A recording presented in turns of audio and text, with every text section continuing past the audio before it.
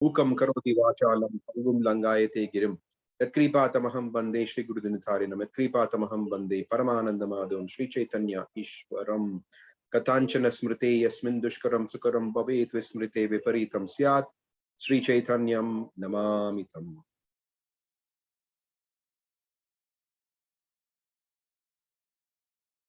Okay.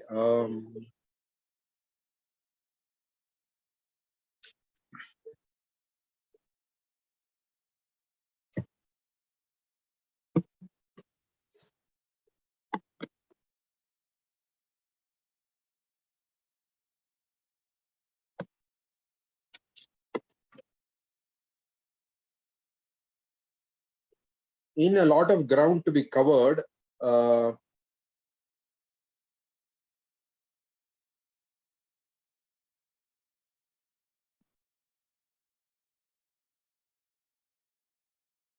we were dealing with the section about Prabhupada in the Kumbh Mela. And does anyone remember exactly where it is? As far as I remember, it was early in the morning. Prabhupada took the devotees out chanting. Anyone remember where we are? We'll have to start from Srila Prabhupada's lecture on Ajamila gave life to the cold and sometimes sick devotees. Okay. All right. Okay. Thank you. Okay. What is it? Rudradeep Nimai, don't share screen for a few minutes, please. I want to just say a few things before we begin today's reading session. Okay. Which chapter is this? This is same chapter, a lot of ground to be covered. Whatever you showed, you can look it up meanwhile until I finish my short talk. And then you can go on to, I think I'll just tell you where exactly, how many pages of physical text it is. Or okay. It is, okay, there is a section called Gorakhpur, February 13, 1971. Okay. It is in the section before that. Gorakhpur, February 3rd, 1971. There is a section there. Okay. So it's just before that. Rather, I mean, more specifically, Allahabad, January 1971. It's in that section, towards the end of that section. Towards the end of that section. Okay. All right. So, why are we reading the Srila Prabhupada Lilamrita? Why are we discussing the Srila Prabhupada Lilamrita? We need to be very conscious of this because something has happened which has brought us to a sharp focus about this. And that incident that I'm referring to is the passing away of Kadamba Kanan, His Holiness Kadamba Kanan Maharaj. Some of you may have been closely following it, and some of you may have known about it, some of you may be somewhat following it. In whatever category you may be, the point that I wanted to make today is that we are reading the Srila Prabhupada Lilamrita to understand who is this person who has saved us?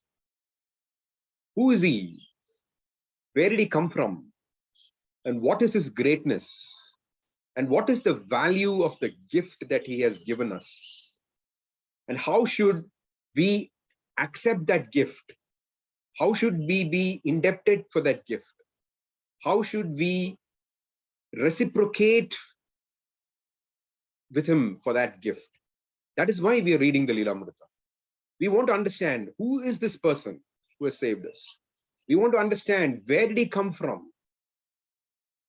We want to understand what drove him, what pushed him to do what he did. So,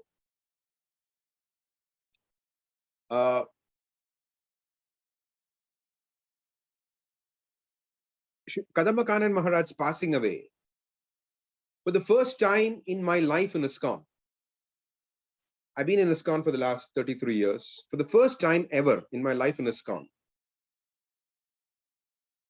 I could see what, I mean, of course, I have seen great examples. I'm not saying no, but something like Kadamba Kanan's Maharaj did, like him, as Giriraj Maharaj said in his memorial offering to Kadamba Kanan Maharaj, There has never been and there will never be another Kadamba Kanana Maharaj. Because Prabhupada in his Bhagavad Gita, he says that if I can make even one person a pure devotee of the Lord, then my mission is successful. And we can see from the life, especially of his passing away, how until the very last moment, he was fully Krishna conscious, tangibly. And what an example he set. So when his spiritual master, His Holiness Jayadvaita Swami. So Jayadvaita Swami, yesterday, in his memorial offering to Kadamba Kanana Maharaj, made a very important point. He said that in April of 2023, that's about a year ago, he was diagnosed with terminal cancer, final stages of cancer. So when Kadamba Kanana Maharaj heard that, he said, okay, I want to go to Sadhu Sangha retreat in, I don't know where it was sent, I forget the place. Okay, anyway, in America, which place I forget? I think Utah. Okay, he said, I want to go there to get the blessings of the Vaishnavas to depart from this world. And Kadamba Kanana Maharaj was like Bhishma Dev. So he went there, got blessings. He did whatever he's supposed to do before he finally arrived in Vrindavan for Radhashtami. And after he arrived in Vrindavan for Radhashtami, he took a group of disciples and devotees on parikrama of Vrindavan. Kadamba Kanana Maharaj, till the very end of his life, did not take any medication. Usually terminal cancer is extremely painful, but he did not take any medication until his last breath. He was like Bhishma Dev, he was like a Kshatriya, fighting for Prabhupada and fighting to show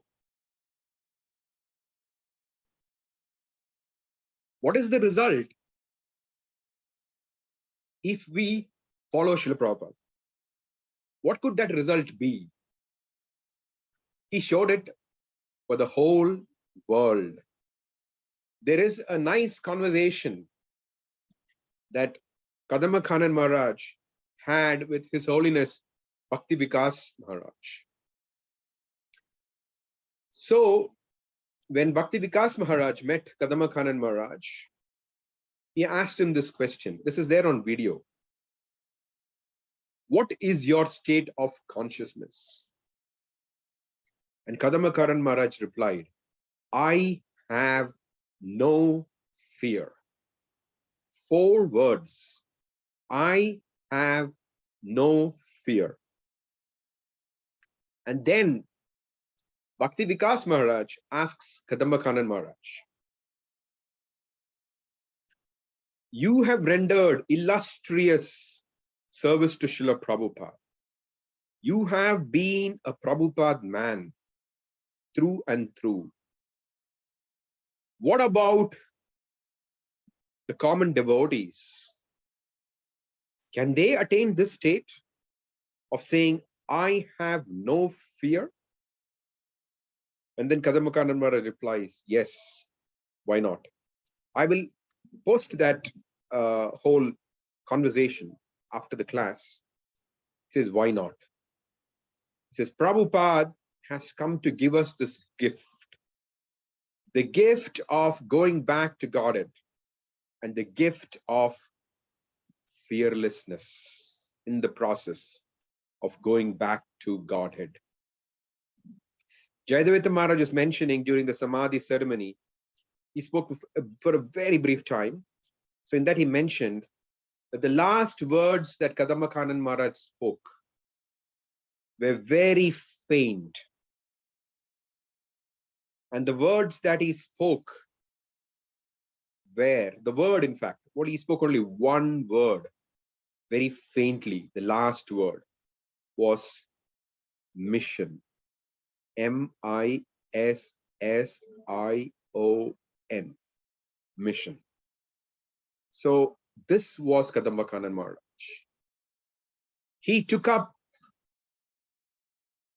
the mission of Sri Caitanya Mahaprabhu.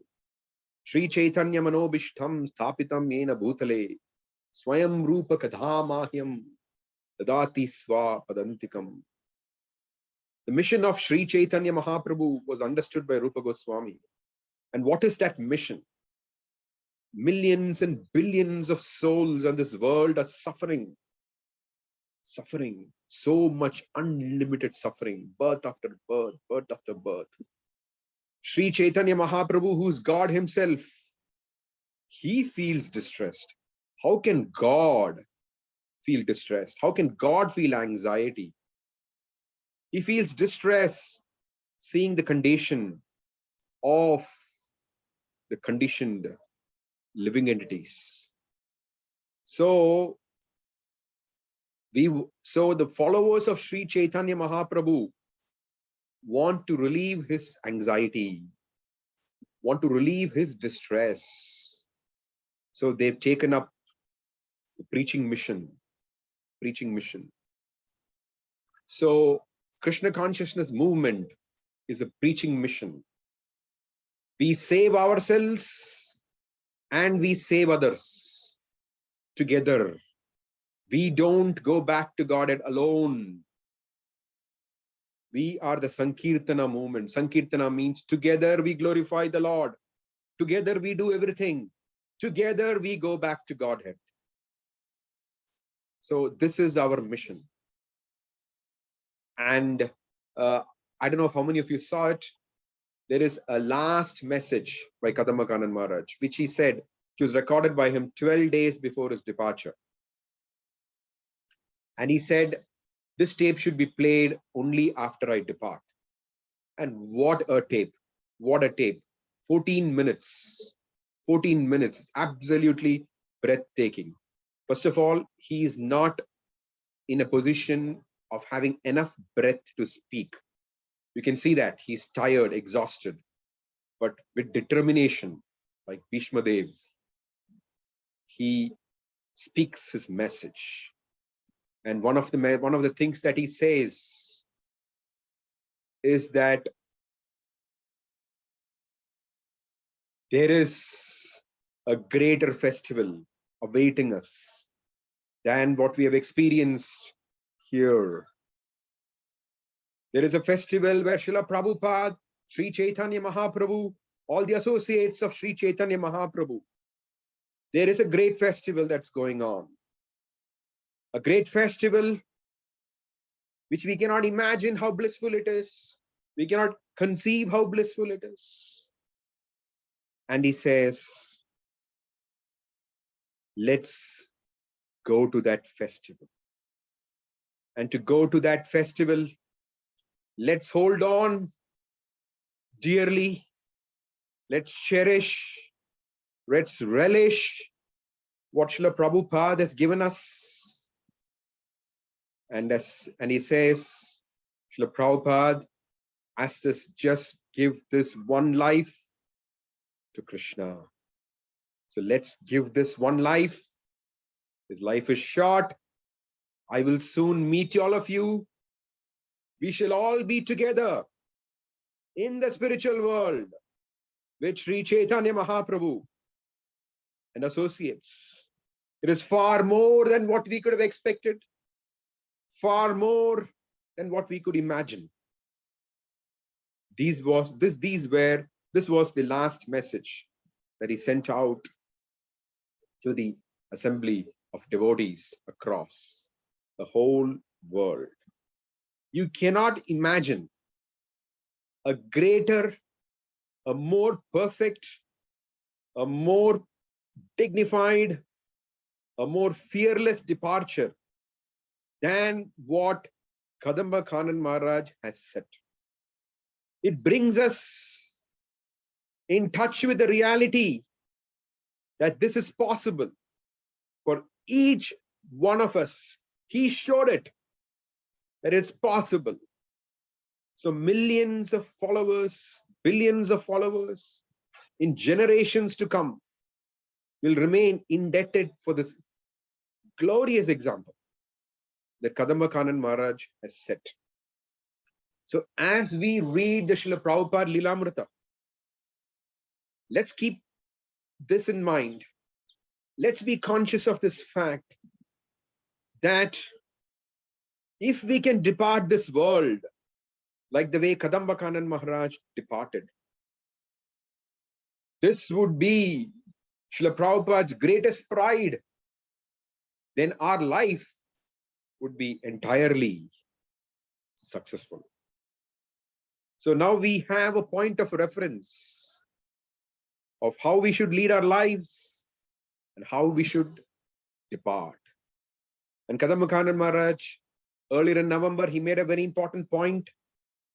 Sometimes we may try to measure ourselves, and in the process of measuring ourselves, we will feel that we are short, and we will feel disappointed, and we will probably even feel depressed. So he says, this is not our process.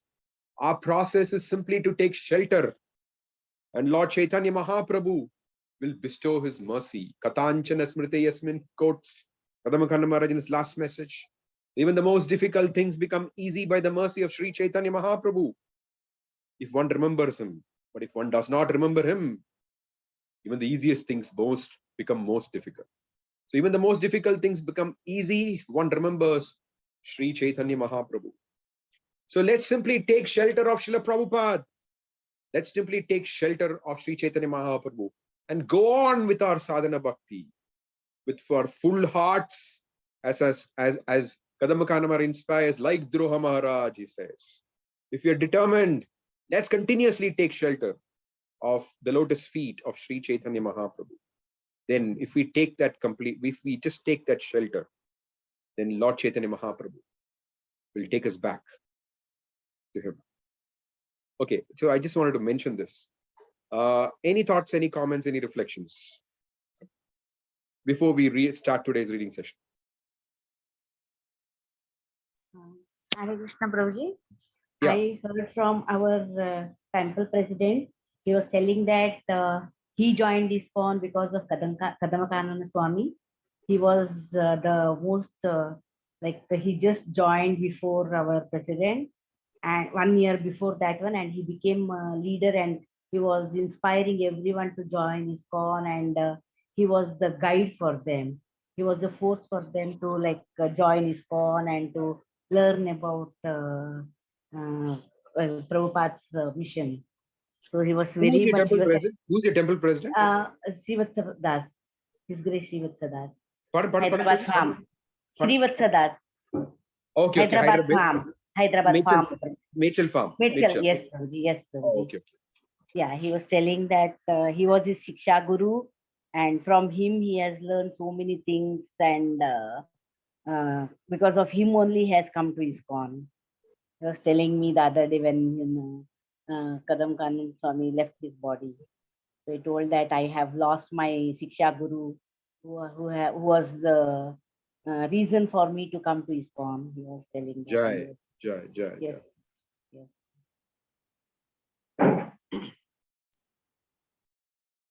Who else has some thoughts or reflections or anything else to say?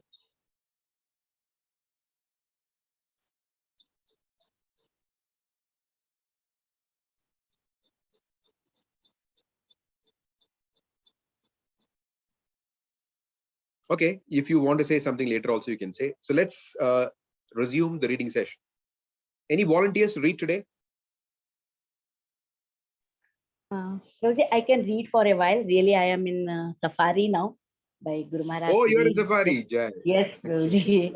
I'm enjoying this safari and nice mercy of Guru Maharaj. You have a lot of Vaishnavas there, right? You have Guru Maharaj, you have Bhakti Yes. Vigna Vinash Narasimha Maharaj. Yes, and Bhakti Dhira Damodar Maharaj and Narasimha Maharaj. So, and senior the Vaishnavas of like one I forgot his name. Guru I mean Prabhupada disciple and his good wife. Pancharatna Srivas, Prabhu? one is Srivas Prabhu. No, one is Srivas Prabhu and his good wife, Okay. and one is 1 minute. Prabhu. I'll tell who is the another.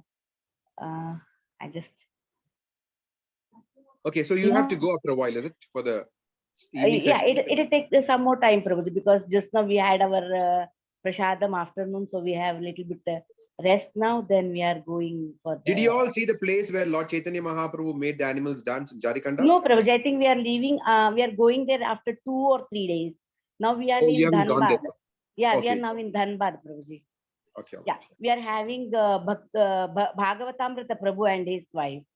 Okay. Sure. Yes, Prabhuji. All right. Okay. So you can read, Mother. You can start. Yes, Prabhuji.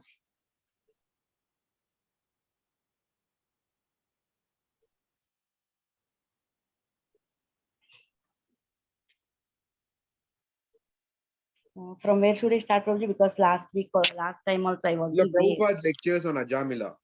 Oh. What's it? No. Rudradeep Nimai Prabhu. Yeah. Go to Prabhupada's lectures on Yeah. Ajamila. Yes. Okay. Yeah. Srila Prabhupada's lectures on Ajamila gave life to cold and sometimes sick Mataji, can you devotees. speak a little bit louder or closer or something? Yes, Because Prabhuji.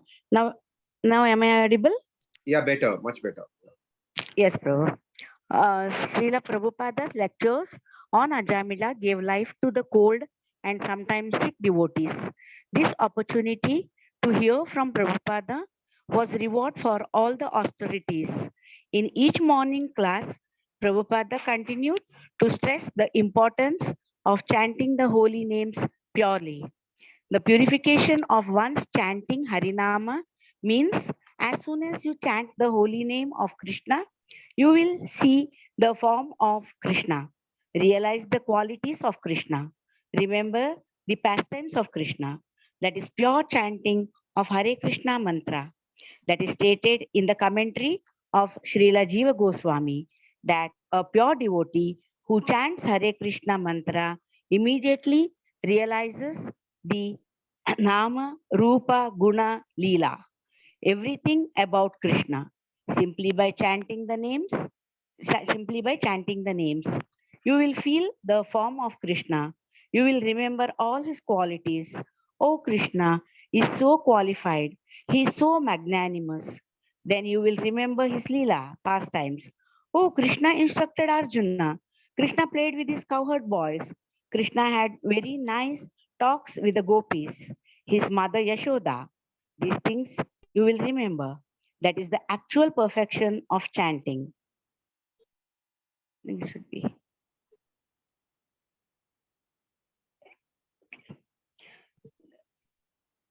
Prabhupada reiterated that the only reason he had come with his disciples to the Mela was to glorify Lord Krishna so that others could understand the importance of the Krishna consciousness movement.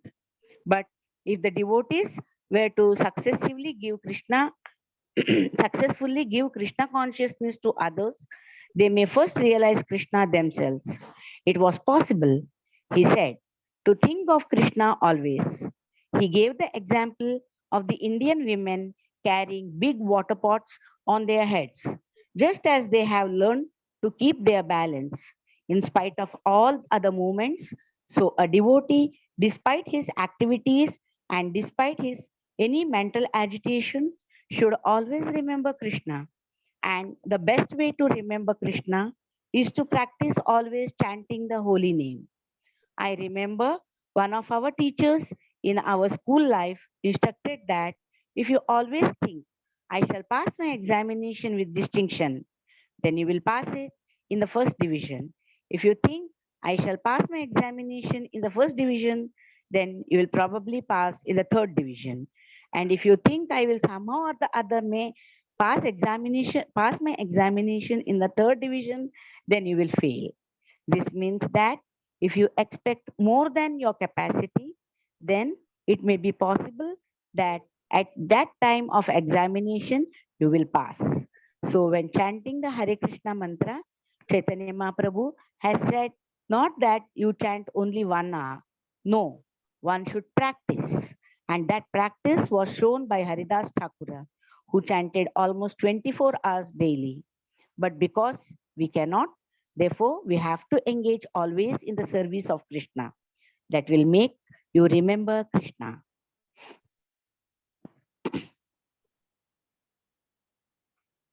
Prabhupada said that the chanting of Hare Krishna is 1 minute, Prabhu, is exactly like a lion's.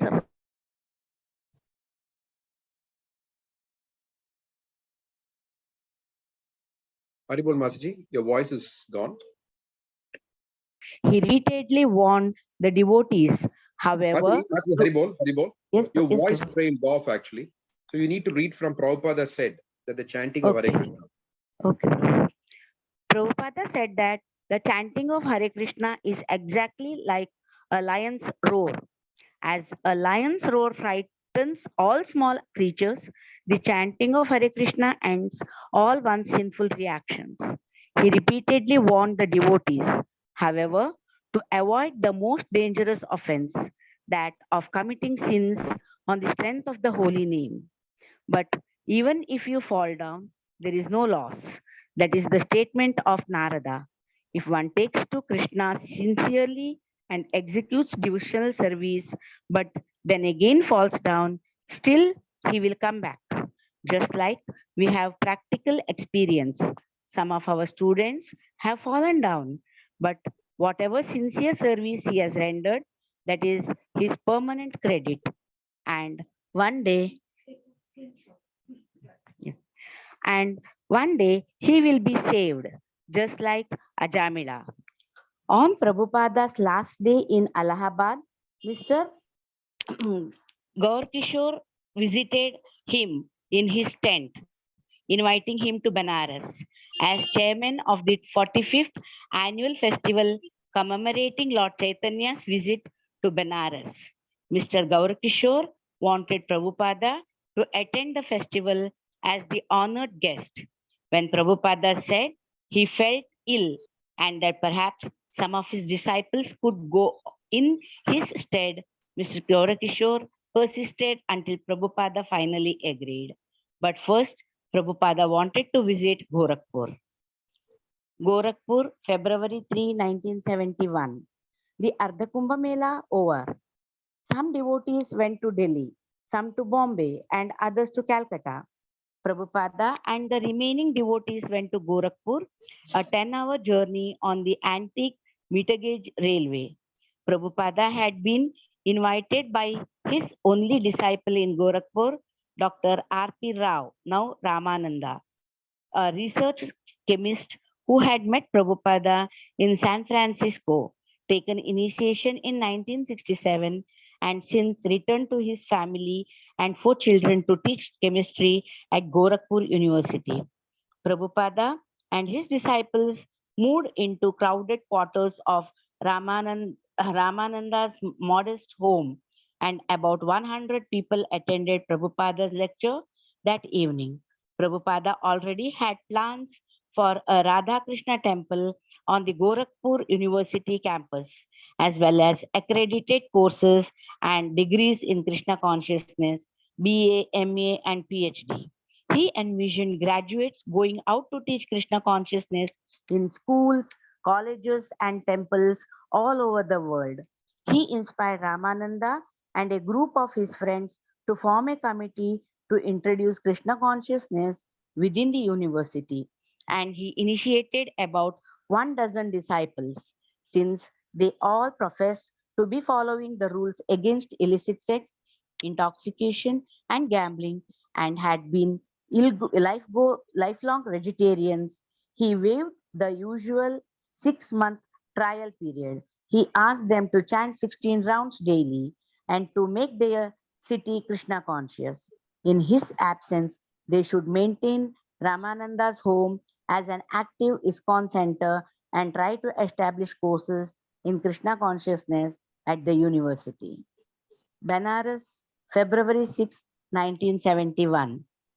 Mr. Gaurkishore was counting heavily on Prabhupada's participation in the upcoming celebration. The climax of the week-long observance of Lord Chaitanya's visit to Banaras would be a parade, Mr. Gaur Kishore said, and Prabhupada and his disciples had an important part in it. Newspaper articles, handbills, and loudspeaker cards had announced throughout the city the presence of Srila Prabhupada and his foreign disciples. The devotees sensed they were being treated like entertainers, expected to perform as if under contract, but without salary. On the day of procession, Prabhupada rode in a silver chariot, the kind of customarily used in extravagant wedding processions. The chariot was pulled by a pair of white horses wearing silver crowns and decorative blankets. The leading float in the parade bore a 6-foot statue of Lord Chaitanya in yellow neem wood. Next followed a file of decorated elephants. One elephant carried a banner reading Harir Nameva Kevalam. One carried actors dressed as Lord Rama and Sita. Another carried two actors dressed as Radha and Krishna, who waved to the crowds, and another a picture of Lord Chaitanya and his associates performing Sankirtana. Next came a decorated flatbed truck with the children portraying Lord Chaitanya and Nityananda, chanting and dancing. Then followed a series of professional Kirtana groups and Prabhupada's foreign disciples dancing and performing Kirtana. Behind the devotees, Srila Prabhupada rode in his chariot. On either side of the chariot walked a devotee fanning Prabhupada with a chamara whisk, while Prabhupada sat with his right hand in his bead bag, his left hand on his cane. He was dressed in silk with pearl buttons on his kurta. A wide patch of sandalwood paste covered his forehead. He didn't wave or smile or turn to see the crowds, but sat calmly chanting Hare Krishna on his beads. Following Prabhupada's chariot was was a Sha- what is it? Shahana, Shahnai. Shahnai group. Shahnai group. Several more Kirtana parties, and finally another statue of Lord Chaitanya carried by 8 men. The festival committee said 300,000 attended, double what they would have had without Prabhupada and his foreign disciples. The procession was over, however, and as the star attraction, Prabhupada had made his appearance and drawn a large crowd, and now nothing more was required. He felt tired. He and his disciples were taken to a nearby dharmashala and served a feast. Prabhupada remained grave and as soon as possible returned to his quarters and his regular schedule. A student at the University of Benares who had met Prabhupada at the Allahabad Mela stopped by to visit. The boy's father had given him a biography of Lord Chaitanya as a gift for Prabhupada. And when the boy showed Prabhupada a picture of his father, Prabhupada said, "Yes, your father is a devotee. So why don't you also take initiation?" The boy was hesitant. As he walked with Prabhupada in the garden, Prabhupada said, "You have got the seed of devotional service from your father, so you must now cultivate." "But how can I shave my head?" the boy inquired. "I am a university student." "No, it's a custom. You should shave once, and then you can keep short hair." "But how can I wear tilak? They will laugh at me." Prabhupada said, the boy should not fear criticism. He should become a soldier of Krishna, just as the government honors its valiant soldiers. Krishna rewards a devotee who accepts difficulties and criticisms on his behalf. "What about Guru Dakshina?" the boy asked. "Guru Dakshina is just a formality," Prabhupada said. "It was a custom in olden days that when someone gets initiation, he goes to the various homes. It is the sign that you have become a servant of your Guru. You are prepared to beg alms for your Guru. It is whatever you give." The boy returned home and told his father. The next day was an auspicious day. His father said, the appearance day of Lord Nityananda, a good day to receive spiritual initiation. So the next day on Nityananda Trayodashi, Srila Prabhupada initiated the boy, giving him the name Niranjana Dasa. When Prabhupada was asked Niranjana if he had any questions, Niranjana said he wanted to know his eternal relationship with Krishna. Was it as servant, as friend, as parent? Prabhupada replied that servitude was the common ground in all transcendental relationships with Lord Krishna. By chanting Hare Krishna, Niranjana would become more and more purified and realize more and more his relationship with Krishna. Niranjana asked how he would understand his relationship. No, don't jump, Prabhupada said. You have some Shraddha, faith from your father, and now you are associating with devotees and chanting. Gradually, you will realize. Niranjana agreed to be patient. Prabhupada asked Niranjana to arrange a lecture for him on his campus, and Niranjana, with the help of his uncle, a philosophy professor, got Prabhupada a speaking engagement for his last morning in Benares. On the day Prabhupada was to leave, he met with John Greaser, the American photographer traveling with him and his party since Surat. John, who had shaved his mustache and thought a lot about his future, came to say goodbye until Bombay, where they would meet again in a few weeks. John found Prabhupada in his courtyard, enjoying the sunshine and eating good date sugar from a clay pot. Prabhupada asked that the pot be broken and distributed to John and the other devotees present. And while John sat licking good from a piece of clay pot, Prabhupada talked about his boyhood in Calcutta. John, Prabhupada was talk, talking in his accented, rhythmic English about his boyhood days in Calcutta, and he described a gracious city before crowding and squalor, Squalor. squalor of today. As a schoolboy, he had seen splendid Victorian buildings of white marble, surrounded by stately lawns and trees. Suddenly, Prabhupada looked over at me and laughed. So, John, he said, I think Krishna has captured you. I agreed. I had known it for quite a while, but now Srila Prabhupada confirmed it.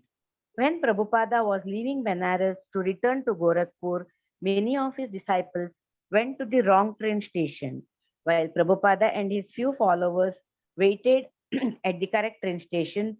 Kaushalya asked him, how did you like it here in Benares, Srila Prabhupada? It's all right, he said indifferently. Did you have a nice rest? She asked, trying to think of some positive aspect of the visit. Rest I can have any time, said Prabhupada, but I like to be with my devotees. Surrounded by luggage, Prabhupada sat on the bench while Tamala Krishna and Shamasundara ran from the ticket office to the train and back. The train would leave soon, but where were the devotees? Prabhupada watched as his spiritual sons argued with the conductor, telling him the train couldn't go until the other devotees arrived. They do not know what they are doing, Prabhupada said, and he smiled. Gorakhpur, February 10, 1971. On hearing that Prabhupada wanted to preach in Gorakhpur, Hanuman Prasad Poddar, eminent head of the Gita Press publishing company, offered one of his properties, a two-story house, his former residence, known as Krishna Niketan. Mr. Poddar, who was bedridden in another house in Gorakhpur, had first met Prabhupada in 1962, and he appreciated Prabhupada's mission. When Prabhupada received permission to use the Krishna Niketan, he acted quickly. It was not proper, he said, that the deities of Radha and Krishna be brought, he had brought from Calcutta had been packed away in a trunk after the Ardha Kumbh Mela. They had already been worshipped, so their worship should not be stopped. The deities have to be installed tomorrow, he said, and he put Kaushalya and Nandakumara in charge of the preparations. Seeing that Nandakumara and Kaushalya needed more help, Prabhupada called for all his disciples, and soon 20 American devotees were scurrying about, preparing for the next day's festival. Prabhupada directed the devotees in cleaning the temple room and ceiling to floor and in building the altar. He asked Hemavati to donate her fanciest sari, which he hung like a curtain before the table that was to be the deity's altar. The altar needed a backdrop, he said, and while Kaushalya stood on the table, he handed her pieces of colored fabric to arrange against the wall. The backdrop completed, Prabhupada took a rug a devotee had bought in Allahabad and placed it over the table altar. That night, Prabhupada surveyed the temple room. Oh, it's very nice, he said. He retired to his room, and two devotees stayed up all night sewing clothes for Radha and Krishna. The next morning, the deities were placed on the altar, and the devotees resumed their worship, offering them prasadam and arati 6 times a day. The devotees were The devotees were living in the ISKCON temple atmosphere for the first time since they had arrived in India, and their lives became regulated and secure. The weather warmed, and the devotees, many of whom had exhausted their health in Allahabad, felt relief. The Gorakhpur temple was situated on several acres of agricultural land outside the city. It was a peaceful place. During the day, Prabhupada would rest as the sunshine came through the window and warmed his body. In the evening, Vaibhava, can you just stop here for a minute? yes, Prabhu. So a couple of things so far. One thing we notice is that how Srila Prabhupada makes it a point to tell Niranjan after he's initiated. Don't try to be eager or anxious to know what is your Swarupa. He said the common ground is a servitude. So earlier in our reading, we saw how Srila Prabhupada stressed the chanting of the Hare Krishna Maha Mantra, no, which Nama, Rupa, Guna, Leela. So by the process of chanting Nama, the Rupa, Guna, and the Leela of the Lord will automatically manifest. So this is the process that Srila Bhaktisiddhanta Saraswati Thakur, the Saraswata line, they're called the Saraswatas, which means we follow Rupa Goswami as instructed by Srila Bhaktisiddhanta Saraswati. And Srila Bhaktisiddhanta Saraswati emphasized that simply by the chanting of the Hare Krishna mantra, one can realize one's Swarupa. There is no need for an extraneous thing. It is not that, for example, in the Gaudiya Vaishnava line, there is Dhyana Chandra Paddhati where there is a guru. In that, it's a bona fide line. They initiate, they reveal the Swarupa and they give Manjari initiations and things like that. No, what is it called? What is it called? Siddha Pranali. Correct. Yeah. But although it is a bona fide Gaudiya Vaishnava line, there are problems. Problems is that unless one is free from Anartha Nivriti, these are all extremely, it's a risky path. So, Srila Bhaktisiddhanta Saraswati Thakur emphasized that don't be, as Prabhupada is saying, don't be impatient. The Nama will reveal everything. So therefore, we follow this process that we take full shelter of the holy name. And the holy name itself acts like the guru who reveals. Holy name is the Jagat Guru anyway, is the guru of all gurus. So the holy name itself, himself will reveal the Nama, Rupa, Guna and Leela of the Lord. So this is a very, very important point that in our practice of Krishna consciousness, we should not think that there is something lacking in what Srila Prabhupada has given us. There is nothing whatsoever that is lacking in what he has given us. He has given us a certain process of depending on the holy names of the Lord, and the holy name of the Lord will act as that person who reveals our Swarupa. The holy name will reveal our Swarupa. And Prabhupada made this a point that we should practice Krishna consciousness not with the idea, if we just chant 16 rounds and following the 4 regulative principles, we are going back to Godhead. Prabhupada said that, but he said if we chant 16 rounds offenselessly. But we should not forget that our goal is to attain prema, prema pumarto mahan. We should be constantly trying to take shelter of the Lord with the desire to attain prema, not with the desire to, okay, let's continue, just go on with life. Yes, go on with life with the desire, the intense desire, like Dhruva Maharaj is determined. So like that, we have to be determined. We need to attain Krishna Prema. We need to attain Krishna Prema. The determination is very important, that we will follow Prabhupada's instructions until our last breath. With that consciousness, we will try to attain what Prabhupada wanted us to attain. If there is any shortcoming, Prabhupada will take care. But we need to take full shelter of it. You know. And Prabhupada will create an auspicious situation for us. But that desire should be there. One thing which I did not mention, which slipped my mind, was when Jayadvaita Maharaj is mentioning about Kadambakana Maharaj, he made it a point to say, at one point, Maharaj's breathing had become difficult. So he could no longer chant audibly. But nevertheless,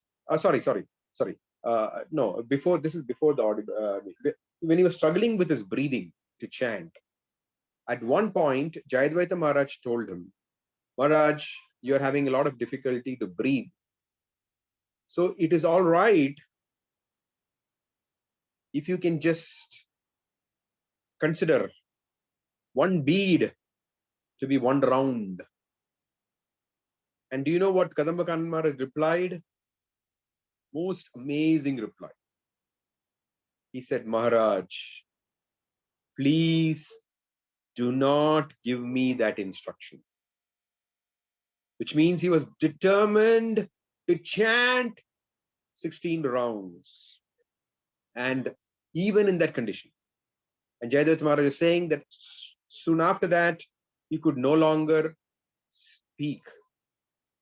But he would see that Kadambakana Maharaj would have the beads in his hand, and sometimes he would move the beads slowly, sometimes more faster, sometimes not at all, but the beads were in his hand. And then he understood what was going on. He said, Maharaj was chanting in his mind.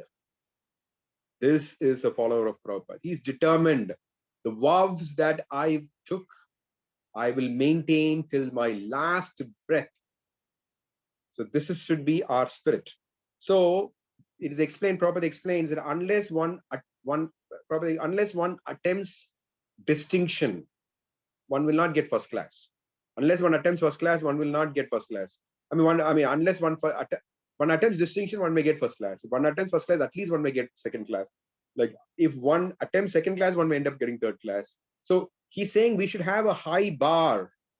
So we should attempt to attain love of Godhead. So even if we fall short, once Prabhupada was walking up the Vyasasana, or was coming down the Vyasasana, either thing, I don't remember. So Prabhupada said that if you can attain 100% Krishna consciousness, this love of Godhead, then your life is perfect. You're going back to God. He looked at the devotees. He saw the devotees were in a state of, they were wondering, 100%. So then what happened was, Prabhupada looked at them and he said, okay, 90%. Again, when he looked at his disciples, Still, there was a look of astonishment in their eyes. So Prabhupada said, okay, then 80%. Finally, again, he saw that the devotees were still in a state of astonishment. And then he said, all right, 70%, no more, less than that. So this is what it is. So if you attempt at 100, even if you are able to reach 70, Prabhupada will take care of the situation. And I was once doing a gradation. If you look at Shraddha to Prema, Prema is the highest, but 70% somewhere falls between Ruchi and Asakti.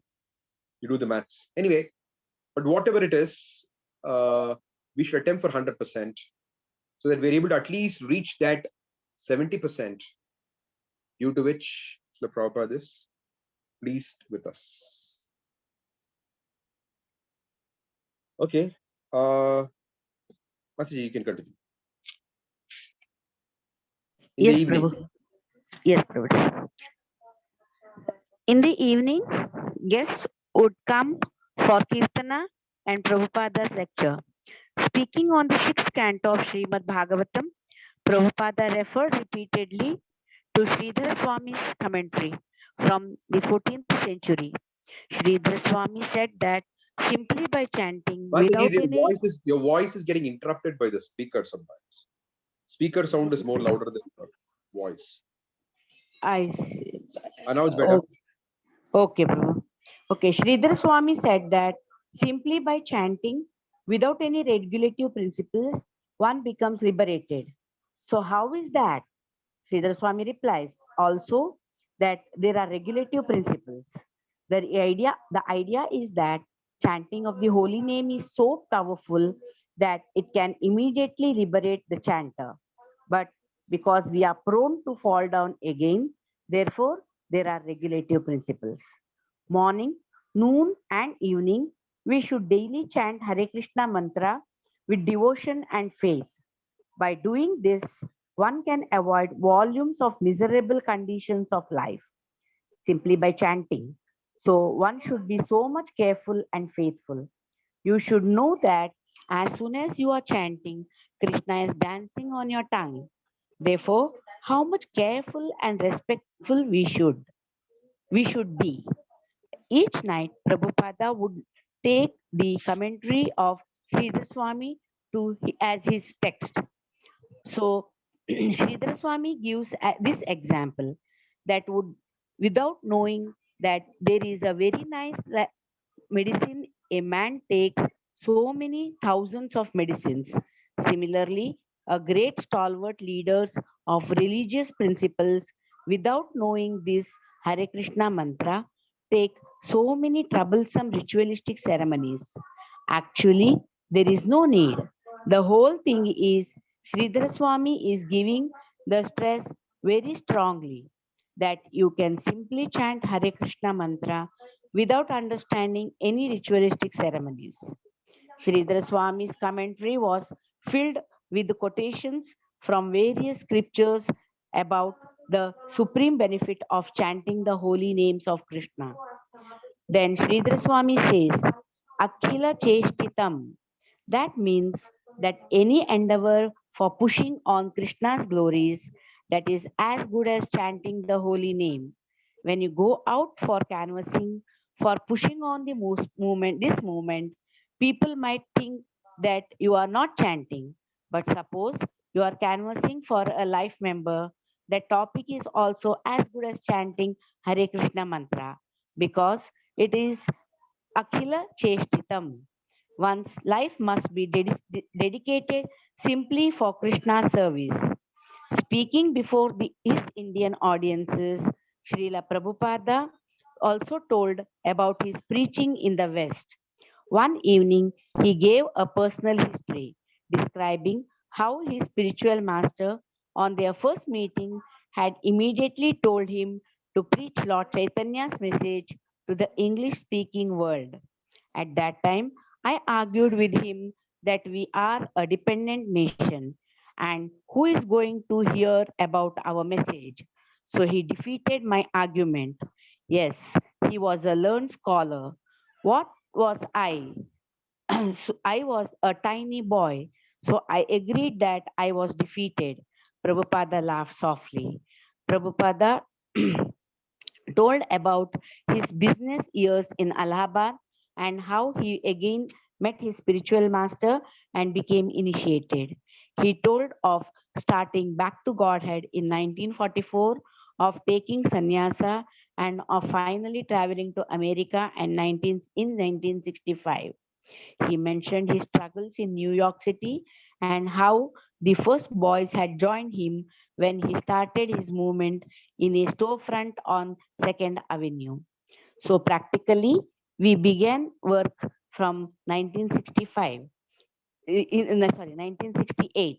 In 1966, I started, but in 67, I became very much sick. So I came back to India and again I went there in 1968. Practically, this propaganda work began vigorously from 1968, from 68, 69, 70, and this is 71. So 4 years, all these branches have grown up, and now practically throughout the whole continent of Europe and throughout America, they know that they know what is Hare Krishna movement due to our propaganda. Each early Early each morning before sunrise, Prabhupada would sit in the temple room before his disciples and lecture from Srimad Bhagavatam. And each morning the lights would go out, leaving everyone in darkness. It was a typical Indian power failure. And Prabhupada would stop lecturing while a devotee lit 2 candles by his Vyasasana and 2 candles on the altar. Long shadows would mix with the luminous gold of the Radha Krishna deities, and Prabhupada, wearing spectacles and holding open Srimad Bhagavatam in his hand, would appear wonderfully mysterious. One morning, Srila Prabhupada sang a new song, Jaya Radha Madhava. I will teach you this song, he said. Reciting the first line, he had the devotees repeat it again and again, one line at a time. He went through the song. Jaya Radha Madhava Kunja Bihari Gopijana Vallabha Girivaradhari Yashodanandana Vraja Jana Ranjana Yamuna Tira Vanachari. There was a devotee in our movement. It is a real story. Who was new, who had in the West, he had joined, and sometimes devotees don't read the lyrics; they just hear from others and learn, right? So, and during those days, there is so much emphasis on remaining brahmachari and not getting married.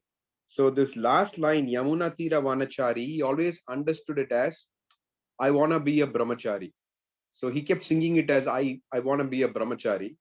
And finally, when he read the lyrics, he realized, oh, it is Yamuna Tira Vanachari. Okay, please go ahead. They should know it, he told them, by the next morning. Only a few devotees managed to memorize the song. So the next morning, Prabhupada went through it again, line by line. During the evening lecture, he explained the meaning of the song. Jaya Radha Madhava Kunja Bihari. Krishna is enjoying in Vrindavana. That is the real picture of God, simply enjoying. The Vrindavana Leela of Krishna is the perfect presentation of the Supreme Personality of Godhead. He is simply enjoying. All the inhabitants of Vrindavana, the gopis, the cowherd boys, Maharajananda, Yashoda, everyone is simply anxious how to make Krishna happy. They have no other business. The residents of Vrindavana have no other business than to satisfy Krishna. And Krishna has no other business. Yashodanandana, Brajajana Ranjana, Yamuna Tira Vanachari. He is acting as the little son of Yashoda, and his only business is how to please the residents of Vrindavana.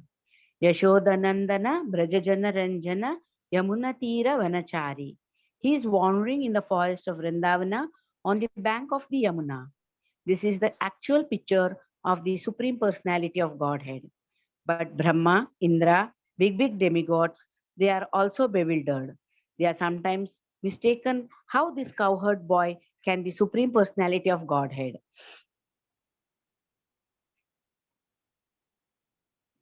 Just like some of some of us think like that, but those who are thinking like that, for them also there is manifestation of Krishna's supremacy. Gopijana Vallabha Girivara Dhari. Although he is engaged in pleasing the residents of Raja, when there is need, he can lift up the Govardhana hill at the age of 7 years, or he can kill the Putana at the age of 3 months. So many demons used to visit daily. Krishna used to go with the cows with his friends in the forest, and every day Kamsa used to send a demon to kill him. Agasura, Bakasura, Dhenukasura, so many. So also Krishna is playing just like a cowherd boy. His supreme mercy as the supreme personality of Godhead is never absent there. That is God. God is not created by meditation. God is God. God is never manufactured. We should know this. On the third morning, after introducing Jai Radha Madhava, Prabhupada again sang it with the devotees responding. Then he began to explain it further. Radha Madhava, he said, have their eternal loving pastimes in the grooves of Vrindavana. He stopped speaking. His closed eyes flooded with tears, and he began gently rocking his head. His body trembled. Several minutes passed, and everyone in the room remained completely silent. Finally, he returned to the external consciousness and said, now just chant Hare Krishna. After this, the Radha Krishna deities of Gorakhpur became known as Sri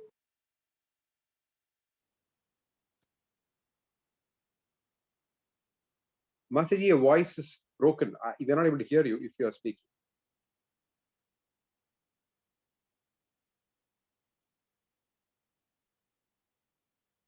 Hare Krishna Mataji.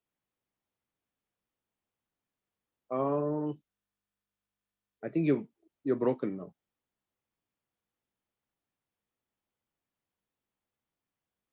Known as Sri Sri. Mataji, yeah, okay. After this, Hare Krishna.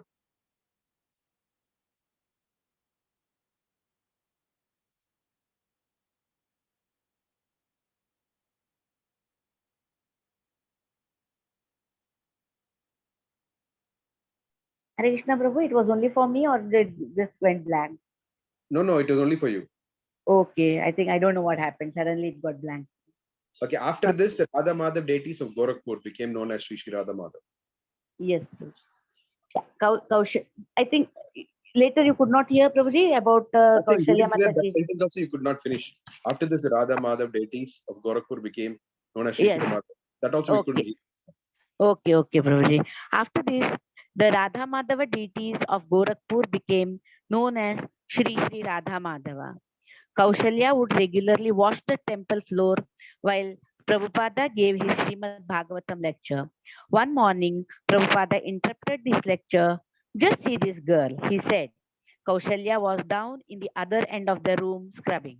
This is first class service. The next day, Prabhupada called Kaushalya forward. Every morning you are washing the floor so nicely, he said. But this morning you are washing the floor like a crow takes a bath. Prabhupada shook his hand as if flicking water about. You do not know how to wash the floor. I am going to show you. Prabhupada came down from his Vyasasana and walked to the other end of the room, followed by all the devotees. Where is your bucket? Kaushalya brought over her bucket. Prabhupada asked for a rag. She gave him hers. He then crouched down and started scrubbing. This is how you wash the floor, he said, with lots of water, and you do it a section at a time. It should be done in 2 stages. First with a wet rag, then with a wrung rag. The devotee stood in amazement, watching several times. Prabhupada repeated the procedure, washing a section of the floor and then drying it, careful not to touch the clean area with his feet. See, he said, that is expert. When Tamala Krishna requested Prabhupada to move on to Bombay and bigger preaching, Prabhupada replied, let us see if Krishna wants us to have this place. Hamsaduta also became restless to preach, and Prabhupada sent him with a group of brahmacharis to Aligarh and Agra. Little appeared to be happening in Gorakhpur, but Prabhupada had plans. He was still negotiating with the university authorities for land for constructing a temple. If we are successful in our attempt, it will be unique in all the world, and soon more and more college campuses will follow. And if we can establish a seat of Krishna consciousness, then students may take their doctorate degree in Krishna consciousness and go out and preach all over the world. Prabhupada had three goals: to reach the Gorakhpur University students, to introduce Kirtana into the factories, and to introduce Kirtana into the homes. The main obstacle was lack of commitment from the local people. Many were willing to attend his evening lectures, but to actually surrender time, money, and energy in the service of Krishna was more difficult. At least the Radha Krishna temple was lively, and and Prabhupada hoped the directors of Gita Press would turn the Krishna Niketan building over to ISKCON permanently. Prabhupada continued lecturing morning and evening. For 3 consecutive evenings, he spoke on a single verse of Chaitanya Charitamrita, defeating Mayavada arguments that the absolute truth is ultimately impersonal Brahman. The Mayavadi philosophy say that the absolute is impersonal and that there is no different energy. So Chaitanya Mahaprabhu's challenge is that the absolute truth has got multi energies. Suppose someone has a big business, a big factory. So if the proprietor says, I am all pervading over the factory, that is correct. Take, for example, Birla. They say Birla factory. Birla's name is there. Although Birla is a person and he is not personally present in that factory. Everyone says Birla factory. That means Birla's money, Birla's energy is there. If there is any loss in that factory, the suffering goes to Birla. Or if there is any gain in the factory, the profit goes to Birla. Therefore, Birla's energy is there in the factory. Similarly, the whole creation is a manifestation of Krishna. Everything there is Krishna, his energy. He is represented by his energy. That is called simultaneously one and different. Acintya Veda Veda Tattva. Discussing preaching in America, Prabhupada said the Western world was 99% in the modes of ignorance and passion. Although America was the richest nation on earth, its youth were becoming hippies, much to the dismay of parents and government leaders. So, despite their wealth, they were unhappy. They were ripe, however, for understanding spiritual knowledge.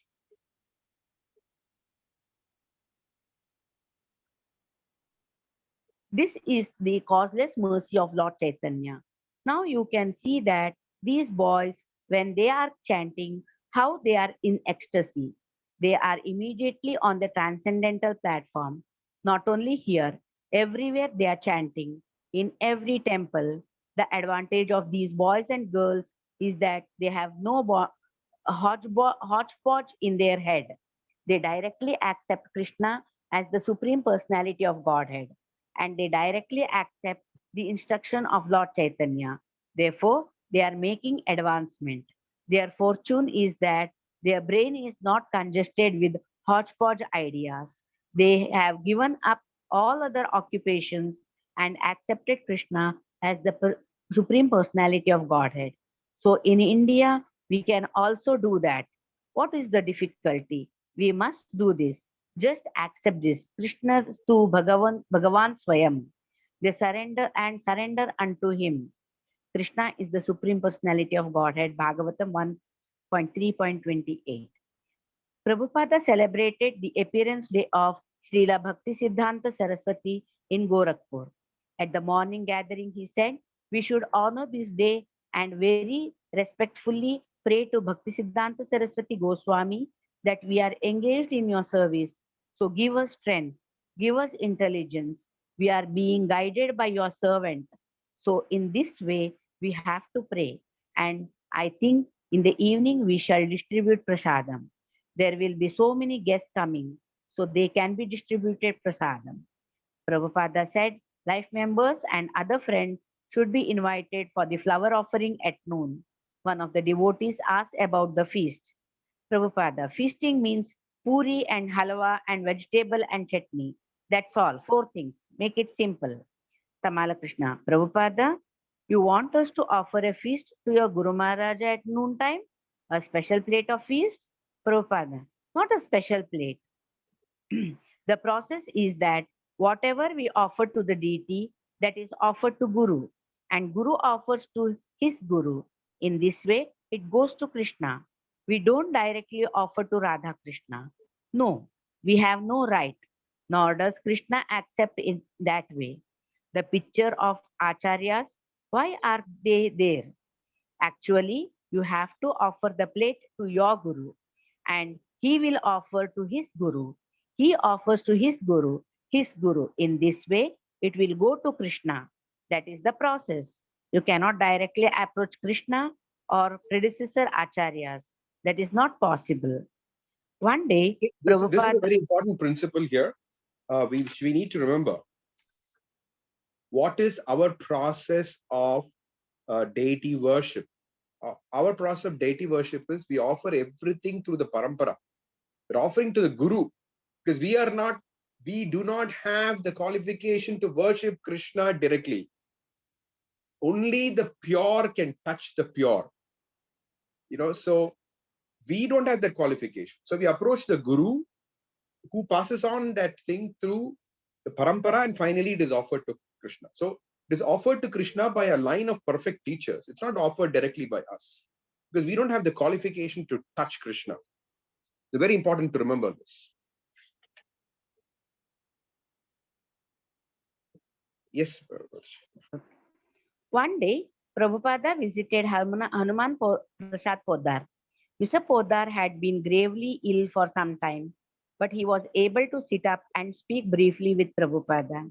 As the pioneer of the Kalyana magazine, which printed installments of the Mahabharata and other Vedic classics, Hanuman Prasad Poddar was a world famous patron of Indian religious thought. His inexpensive Hindi Bhagavad Gita translation had been distributed by the millions so that even a poor man could have a copy of Bhagavad Gita. Mr. Podar had been a friend to Prabhupada when in 1962 Prabhupada had come to him in Gorakhpur and shown him his manuscript for the first volume of Srimad Bhagavatam. Appreciating the importance of the work, Mr. Poda, by his word of approval, had helped Prabhupada get a donation for his printing from the Delhi industrialist Mr. Dalmia. Now, almost 10 years later, Prabhupada was showing Mr. Podar his recently published books, Krishna, the Supreme Personality of Godhead, Teachings of Lord Caitanya, The Nectar of Devotion, and his magazine, Back to Godhead. Mr. Podar was impressed, and he and Prabhupada exchanged their sincere appreciation of each other's work. Mr. Suryakant Fogla, Prasad Podar was my grandfather.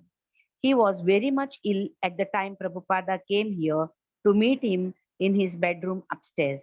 There are certain things which cannot be explained, but they were talking in the language of their eyes.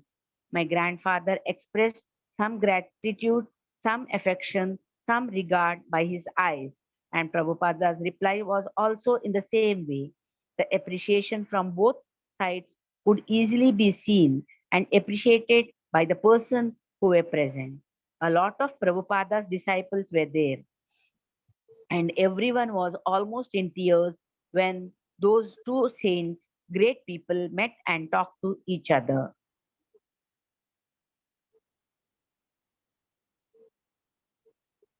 They were talking about the spiritual world and they were praising each other for their deeds. My grandfather also was saying that what Prabhupada has done, it is unforgettable for anyone of the world. Because to take our Indian culture to Western countries, the credit entirely goes to our beloved Prabhupada. And he was the only person who took Radha Krishna and the holy name outside in such a way that nobody else could and will be able to in the future. Since Mr. Prodar was ill and weak, Prabhupada left after about half an hour. Prabhupada had spent 2 weeks in Gorakhpur and now he was eager to go to Bombay, leaving two disciples behind to attend to the deity worship and continue preaching in Gorakhpur. He left. ISKCON's Bombay headquarters was a four-room flat on the seventh floor of the Akash Ganga building. Rent was nearly 3,000 rupees a month, and the devotees had no guaranteed monthly income. Yet, because the building was in a vital, prestigious location, Prabhupada had taken the risk. Such a headquarters would be a necessary base for the preaching he wanted to do in Bombay, and his next preaching would be a grand 11-day Pandal program. If you are going to hunt, Prabhupada said, then you should hunt for a rhinoceros. In that way, if you don't succeed, everyone will simply say, oh, it couldn't be done anyway. But if you do succeed, then everyone will be surprised. Everyone will be amazed. As Prabhupada revealed his plans for a gigantic Pandal program, Pandal festival, the devotees became keenly aware that Prabhupada's inspiration was motivating all their preaching. Without him, they could never attempt anything so bold and ambitious as a giant Pandal festival in Bombay.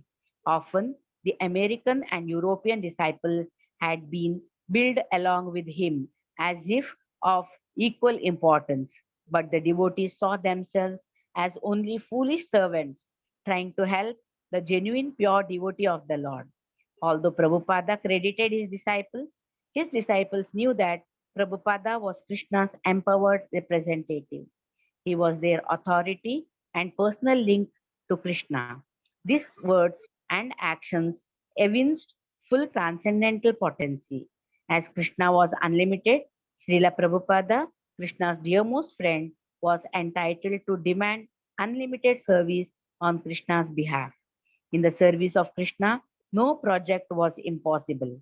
Impossible, Prabhupada said, was a word in a fool's dictionary. But as Prabhupada unfolded his plans for a Pandal festival, the devotees doubted. How could they ever raise the money? How could they erect such a huge tent?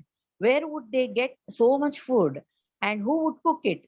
Prabhupada seemed assumed at their amused at their doubts. You are all Americans, he said. So what is the use of being American unless you do something wonderful? A Bombay Pandal, Prabhupada said, would be the perfect way to link America's ingenuity with India's spirituality.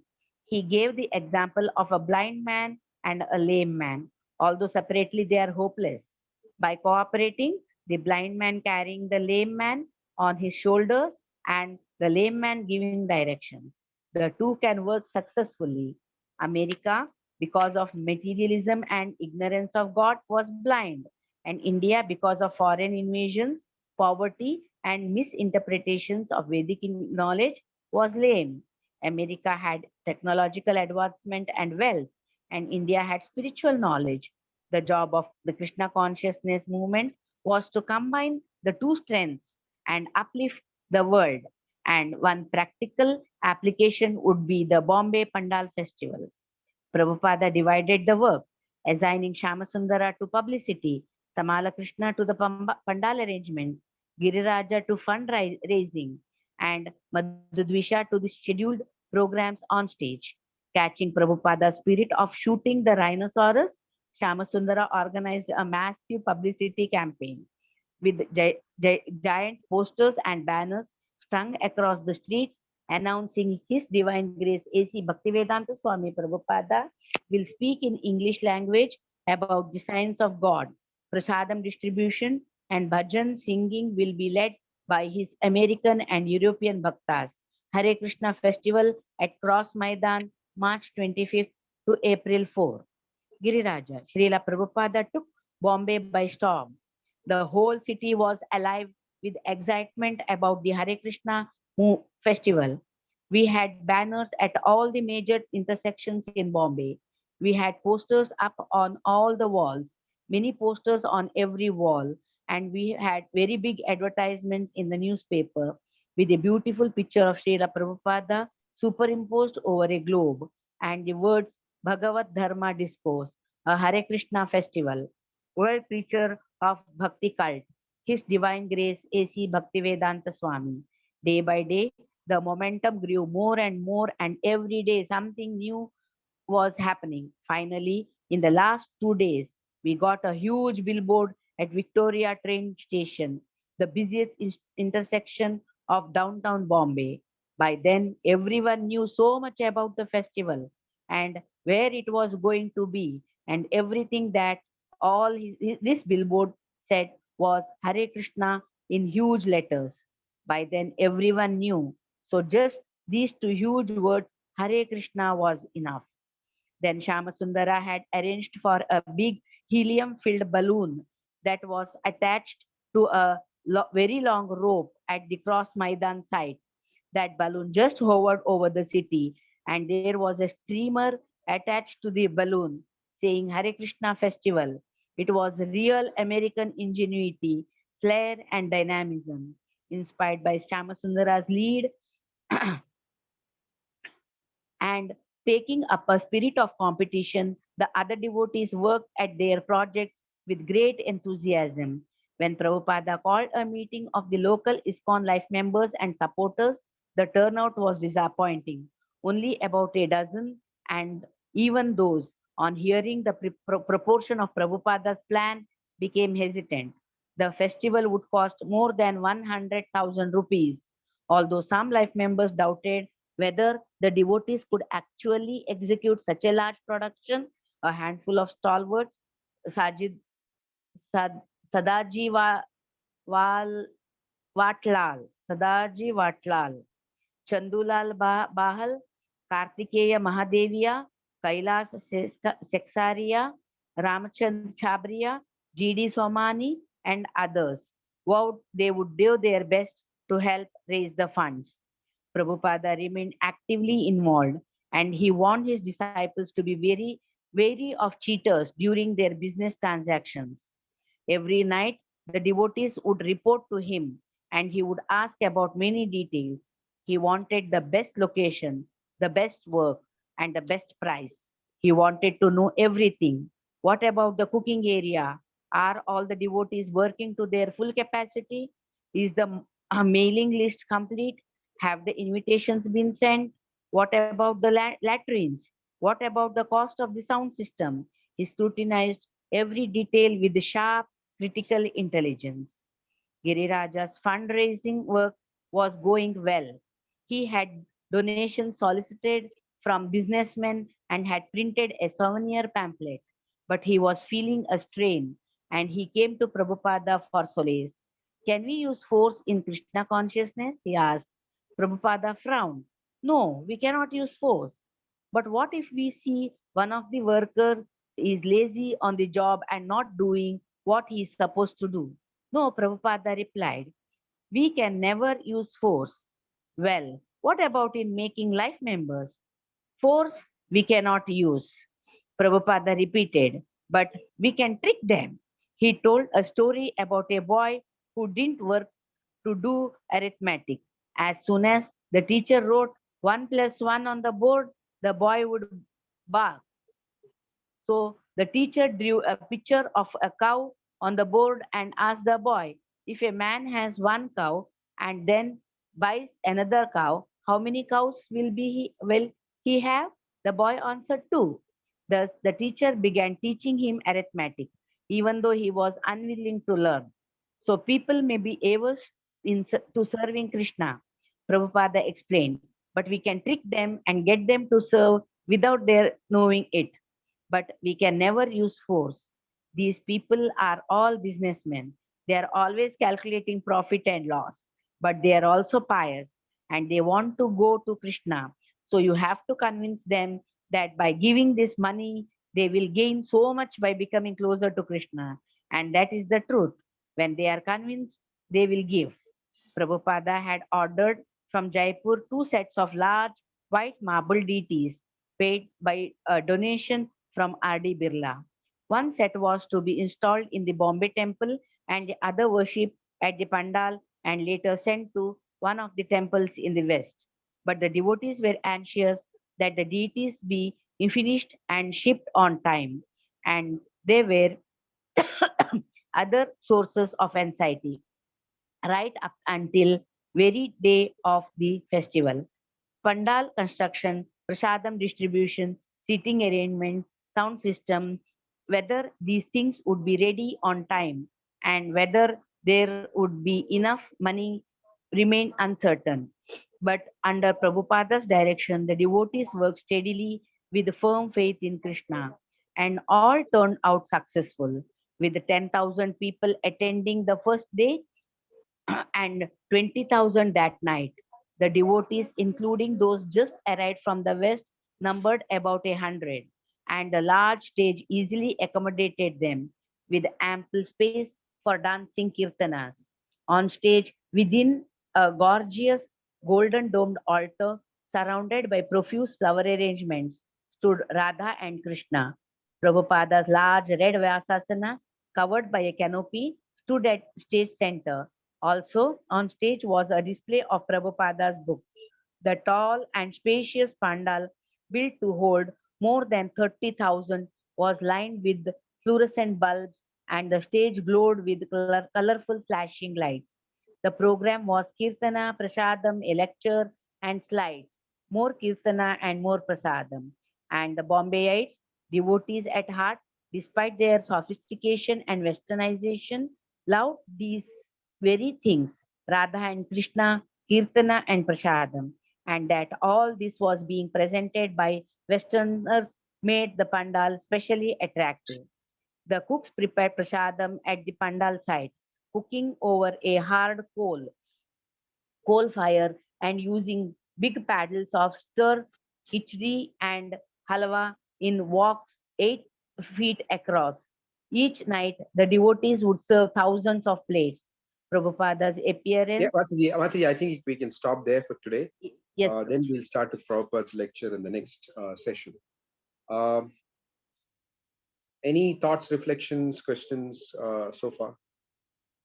One thing that I wanted to mention was that we see how there is tremendous amount of effort involved here in terms of organization. So many things to be taken care of, and also unprecedented. This is it's not that they did it once before. The first time they're doing such a huge Pandal program, and so many elements had to be fixed and put in place. And Krishna is actually the one who fine tunes everything.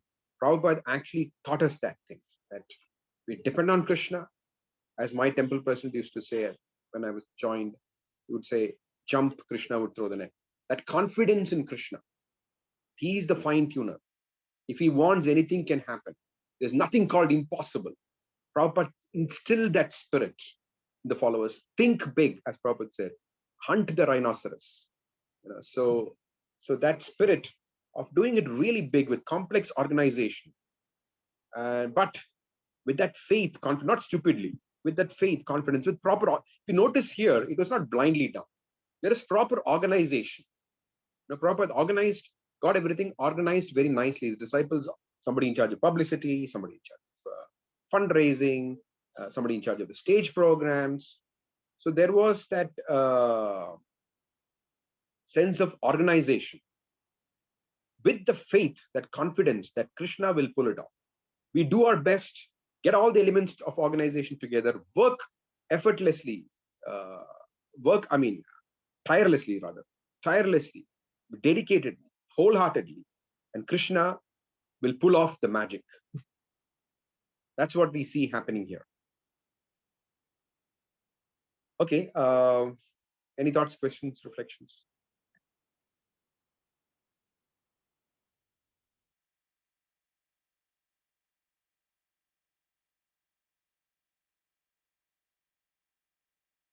We don't have our Sailesh Govindia Prabhu here. He's He's not able to attend today.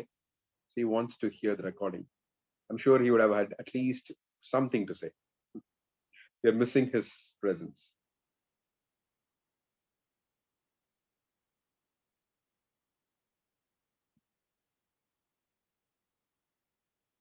All right. So if there are no thoughts or reflections or questions, then we can end for today. And we'll resume again the next week, Sunday.